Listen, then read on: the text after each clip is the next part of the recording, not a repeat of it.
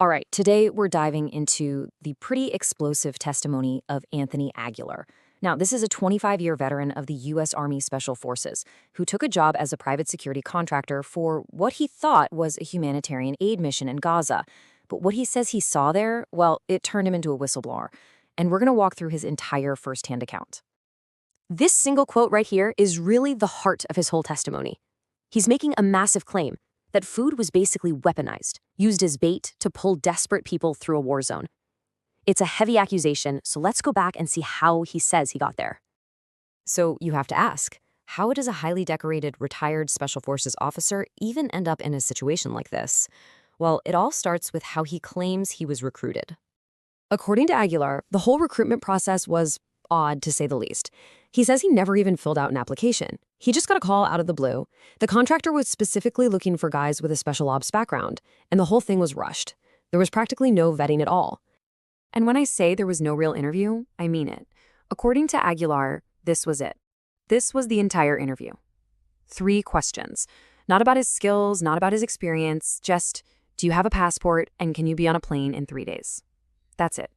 So, with that kind of a start, you can probably guess that what he was told the mission would be and what it actually turned out to be were 2 very, very different things. In the briefing he got before shipping out, the picture painted was of this massive humanitarian operation.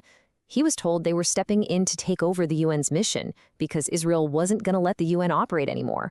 So he's thinking, okay, we're securing 400 different food sites, managing something like 500 aid trucks a day. That was the promise. But that's not what he found, not even close. This is how he describes the moment he arrived in Gaza.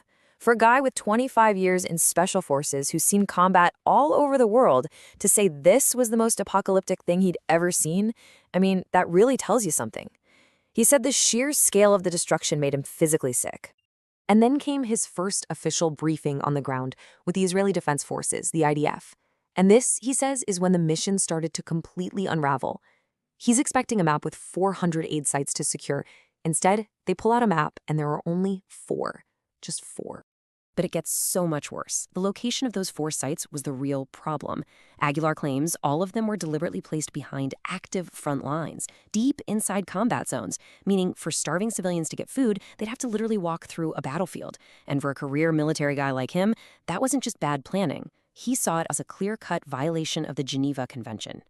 So at this point, he's starting to wonder, is this just gross incompetence, or is there something more deliberate going on here? And his testimony points to what he believes were the 2 real drivers behind it all: ideology and money.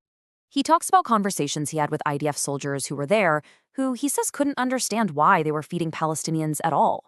He claims they flat out called all of them the enemy, and used some pretty chilling, dehumanizing language, things like animals and the zombie horde.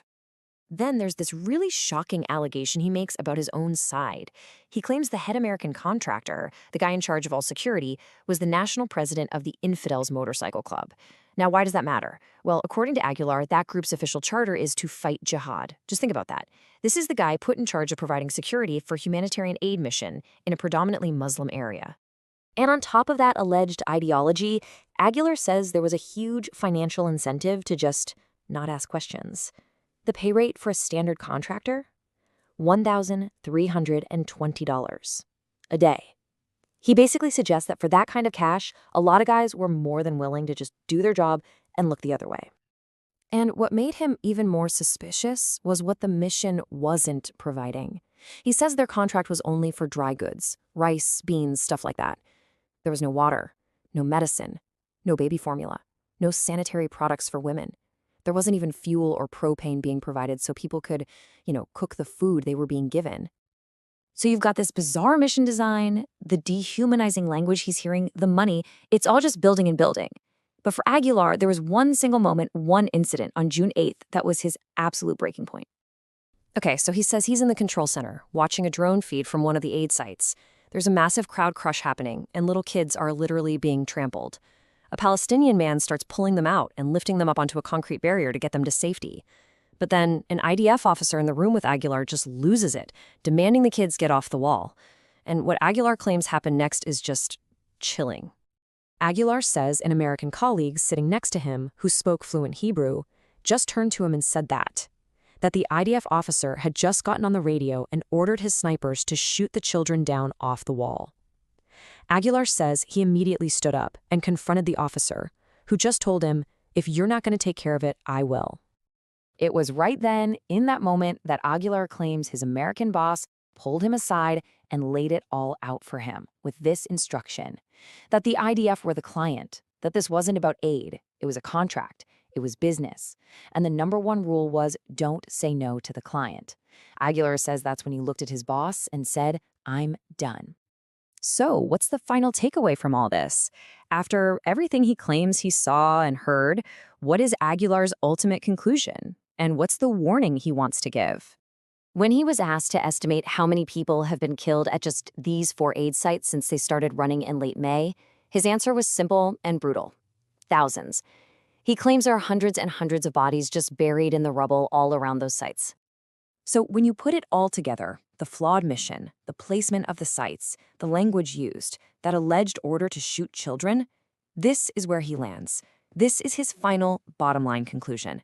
He is absolutely convinced that what he witnessed wasn't a mistake. It wasn't a byproduct of war. It was all by design. And he leaves everyone with this final, really provocative question. It's a warning aimed right at the American public. His argument is that if a government can get away with doing these things over there, what's to stop them from one day doing it at home? It's a really sobering thought, and it forces you to think about the much bigger implications of what he's alleging.